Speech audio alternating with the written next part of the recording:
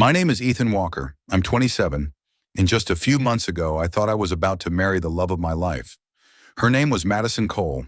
She was 26, and for 4 years, we were inseparable. We built a home together in Austin, Texas, shared routines, and planned a future I believed was unshakable. But today, I sit in a completely different city, watching the rain tap against my apartment window, wondering how I missed the warning signs screaming at me all along. Madison and I met at a friend's birthday dinner. She was sharp, funny, magnetic, the kind of energy that made the room revolve around her. I'd dated before, but no one connected with me like she did. Within a year, we moved in together. Life wasn't glamorous, but it was ours. She freelanced as a graphic designer. I managed projects at a software company, and our schedules meshed perfectly. We had inside jokes, secret nicknames, late-night drives with no destination, quiet mornings drinking coffee in our tiny kitchen. Those little moments felt infinite, like a lifetime compressed into a heartbeat. I thought they were the foundation of forever. Last year I proposed. Nothing flashy, candles, a home-cooked dinner, a ring I'd saved for months. She cried, said yes, and that night we stayed up dreaming about a small lakeside wedding in the fall. For a while it felt like forever had started, like nothing could touch us. Then the red flags appeared. At first they seemed harmless. Madison, who had once obsessed over Pinterest, boards full of wedding inspiration, suddenly lost interest. Flowers, dresses, music, gone. Every time I asked, she'd shrug. There's still time. I told myself she was stressed, overworked. I wanted to believe it. Everything shifted one night at a friend's get-together. We were playing one of those dumb personal questions games. Someone asked, if you could relive one relationship, which would it be? Without hesitation, Madison said, probably Jason, her college ex, the same guy who had cheated on her. The room froze. She laughed. It's just the past, Ethan. But the damage was done. Later, I asked why she'd say that. She shrugged again. Dumb game. Don't read into it. After that night, everything changed. More time on her phone, secret smiles at messages, canceled plans with vague excuses. Work piled up. I promised my mom I'd visit. Nothing screamed cheating, but everything screamed distance. The warmth vanished. The late-night talks, the laughter over coffee, the quiet way she held my hand. Gone. Then came the breaking point. Friday evening, I came home early, excited for a quiet night together. Madison sat on the couch, staring blankly at her laptop. The air was thick with tension. I asked what was wrong. She finally closed the screen and said, I need a break.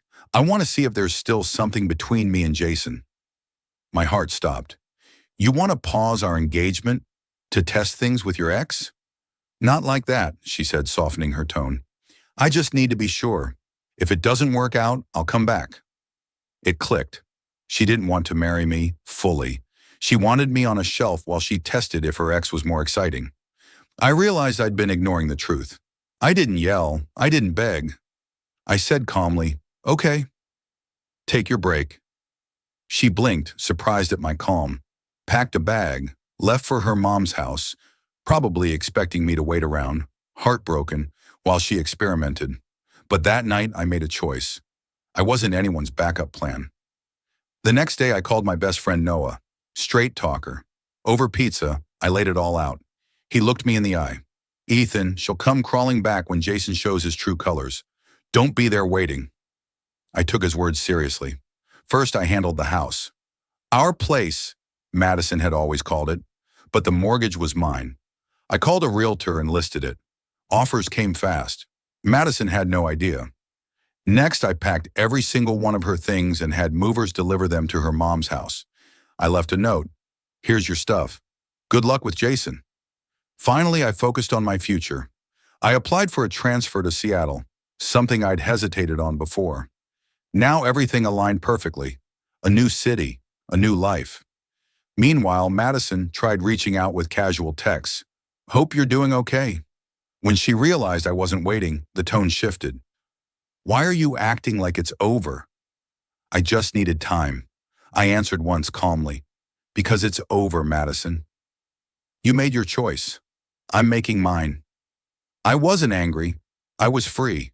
2 weeks later, the house sold, the transfer approved, Seattle was happening. Madison's fairy tale with Jason wasn't. Flaky, selfish, cheating, the same as college. She tried controlling the story online, vague posts about finding yourself. I didn't bite. One post, excited to start a new position in Seattle. Sometimes when one door closes, a better one opens. No drama, no shade, just facts. Friends congratulated me. Madison? Spiraling. A mutual friend, Samantha, whispered, "She's telling people you're just on a break." Now everyone sees the truth. By week's end, Madison had lost potential clients. I hadn't said a word. She ruined her own credibility. Then came the kicker. Jason posted a photo at the restaurant where Madison and I had our first date. Pathetic. Trying to recreate memories that weren't his to touch. Backfired. Sympathy gone. Her sister messaged me, "You deserve better than this." Not long after, Madison showed up at my office in tears. Jason was already cheating again. "I made a huge mistake," she sobbed. "You're the best thing that ever happened to me. We can fix this. We can go to counseling. Please, Ethan." I stayed calm. "No, Madison. The best thing that happened to me was you showing your true colors before we married." She tried to argue. I stopped her. "This isn't about Jason anymore. It's about you. You thought I'd wait while you decided if I was good enough. That's not love. That's convenience." She left broken. For the first time, I felt whole. House sold above asking. Packed what I wanted, donated the rest.